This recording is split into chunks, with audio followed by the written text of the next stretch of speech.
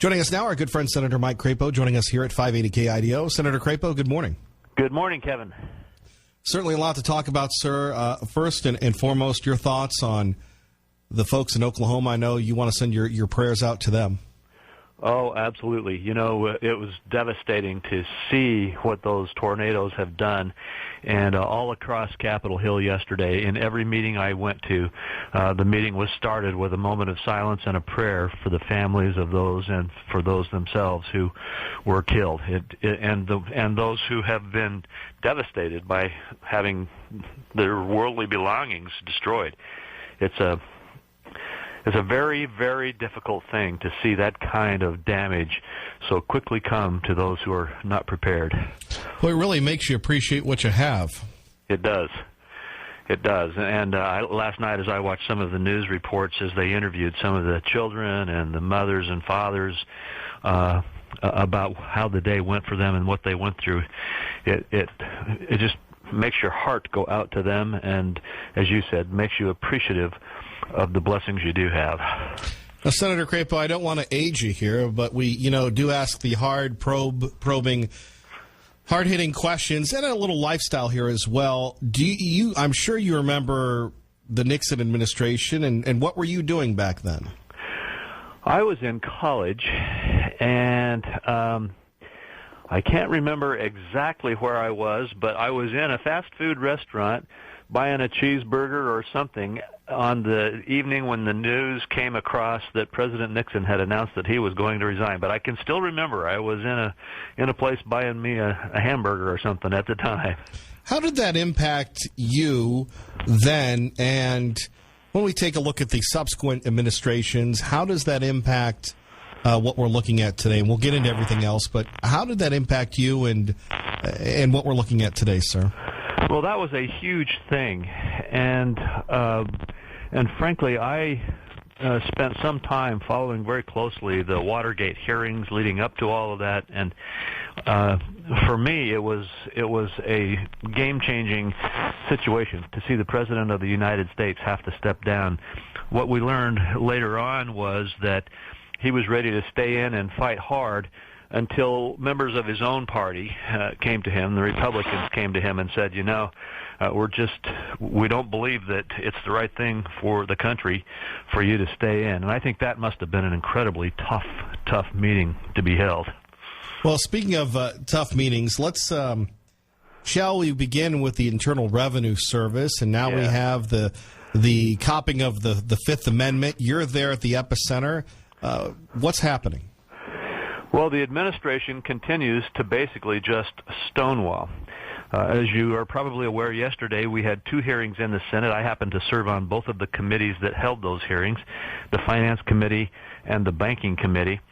And in those hearings, we had the head of the Department of Treasury, Jack Lew, in one of them, and the Inspector General and the former director of the IRS and others in the second. And it became very clear that with the exception of the Inspector General, who has done the investigation and who was simply factually answering what he found, the rest of the officials simply are still claiming that they don't see any evidence of partisanship.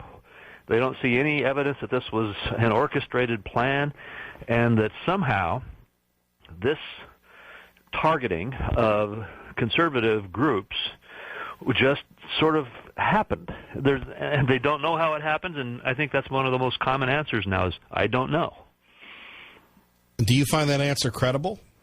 Absolutely not, which is what I said in the hearings yesterday. And as I interrogated the Inspector General, he admitted, I said, look, does your report say there is no partisan activity here? And he said, no, it says that I did not find the evidence of it. And I said, what evidence did you look for? And he said, I interviewed the employees in the field office that was involved and asked them if their superiors told them to do this, and got no answers. And he admitted to me that they were not under oath and that more investigation needed to be done. But the administration is turning it from a limited investigation, did not find the smoking gun, into there is no evidence of any wrongdoing. Senator Mike Crapo with us here at 580 KIDO. you take a look at groups in Idaho and across the nation. We're up to over 500 now, targeted. What's the nature of your prayers? What's your Facebook posts? Is this America? It's definitely not the America we all thought it should be and think it should be. And the bottom line is that I believe that this is an issue that is not going to go away. Like I said, the administration is stonewalling it. They continue to say they just don't know how this possibly could have happened. I asked them yesterday, are you saying that just out of the thin air or, out of the clouds or something, this policy developed and just descended upon the people in Cincinnati and no one was involved? I mean, it's beyond belief. And I think that they're going to try to push that. But, people understand the IRS. We have a lot of different agencies that are engaged in a lot of very troublesome activities here in Washington.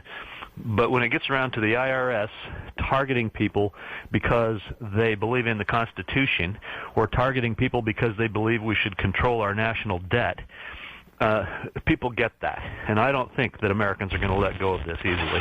Senator Crapo, we continue on with the scandals here at 580 KIDO, and now with the disclosures that we have the Department of Justice going after James Rosen, the AP, and at least 5 numbers associated with Fox News, alleging that they were violating the Espionage Act. Yes, and once again, you have the federal government taking its power, in this case, against news agencies. And some of us have noted the irony that we could not get the news agencies, with the exception of Fox News, we could not get the basic news agencies to take seriously some of these allegations about the IRS or about Benghazi and some of the things that are going on in other agencies, until all of a sudden they were the targets. And now I think that they are activated. Maybe some good will come out of that. Well, you have to wonder, and you're in these hearings, you're questioning these guys. Senator Crapo, what results do you have if they keep stonewalling everybody and not cooperating like Nixon did eventually?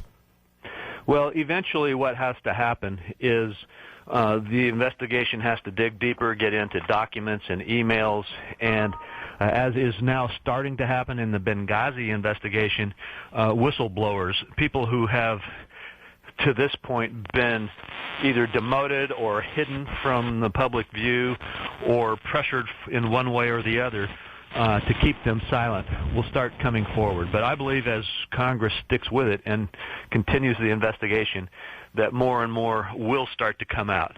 One of my colleagues yesterday, when I was asking him the similar question that you just asked me, said, remember, it just takes one email that they forgot to delete or that somehow they weren't able to hide that will start opening up a trail, and it can happen. I'm not saying it will, but clearly, I don't think anybody believes the administration pitched that this concerted effort to target conservative organizations just appeared out of thin air. And so people are going to justify and I think look forward to Congress burrowing down in and getting into the documentation and finding additional witnesses. Senator Crapo, final question. Are you concerned with the White House's reaction, whether it's the press secretary or Dan Pfeiffer saying that Republicans are politicizing this because there's no agenda coming from conservatives and Republicans like you? Yeah, I'm very concerned about it for a couple of reasons. One, it's their constant answer. They always try to deflect pressure and attention from themselves by saying, well, this is just the Republicans being partisan. And secondly, I'm concerned about it because they have, to this point, had so much support from the news media in pushing that kind of an answer. The Republicans do have a very solid and strong agenda, and I'm hopeful now that with the administration turning against some of the news agencies and investigating them, that perhaps we'll get a little more open and true reporting about what really is going on the political front, on the policy front here in Washington, in the debates over the kinds of issues that we ought to be focusing on as Americans. Well, Senator Crapo, we always appreciate it. You have a good day, sir. You too. Thank you. Take care.